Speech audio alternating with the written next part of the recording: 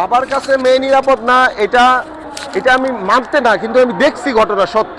এটা দেখেন 17 কোটি মানুষের মধ্যে ধরেন 8 কোটি বাবা আছে, 8 কোটি বাবার মধ্যে একটা নরপশু আছে। একটা নরপশুর জন্য তো সব বাবাকে আমি ঢালো বাবা বলতে পারবো না। এই নরপশুটা যদি, এটা আমি আজকে আরটিভি একটা নিউজে আমি দেখে আসছি, এটা তাকেও প্রকাশ্যে দিবালোকে আপনার পাথর নিক্ষেপ করে মারা উচিত। এসব বিচার যত বিলম্ব করা হবে বাংলাদেশ ততই আপনার মানে উচ্ছৃঙ্খল অরাজকতার দিকে তৈরি হবে।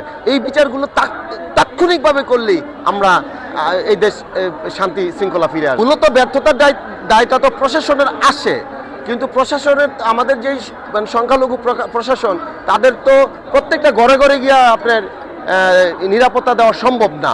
তারপরে বলবো প্রশাসন এবং বিচার ব্যবস্থাকে আমি বিশেষ করে দায়টা দিব। বিচার ব্যবস্থার যে স্লো প্রসেসিং, এইটা খুবই মানসিক মানে এগুলার মানে বন্ধ না হওয়ার পিছনে দায়ী। না না, অবশ্যই আস্থা হারায় যাবে। 180 দিন কেন লাগবে? আপনি 180 দিন বুঝেন? এটা কত লম্বা একটা দিন। 6 মাস লাগবে এটার বিচার করতে। আপনারা যারা বিচার বিভাগে আছেন, আপনারা যারা স্বরাষ্ট্র মন্ত্রণালয়ে আছেন, আপনারা কিভাবে পারলেন এই জিনিসটা বলতে যে 182 দিন লাগবে?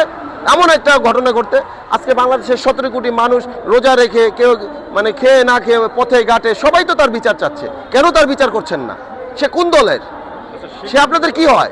হ্যাঁ, গতকাল আমার বাংলাদেশ চলচ্চিত্র শিল্পী সমিতি আমাদের দেখছেন যে আমরা আমাদের সব শিল্পীরা চলে আসছে এফডিসিতে, আমরা নেমে গেছি। শিল্পীদের নামার পিছনে আমি বলবো, শিল্পীরা নামলে আপনার সারা দেশের মানুষ মুহূর্তের মধ্যে জানলে এটার বিচার কাজটা সহজ হয়। এখন পর্যন্ত তো আমরা বিচার পাওয়ার জন্য কোনো আপনার নোটিশ তাদের কাছ থেকে পাই নাই।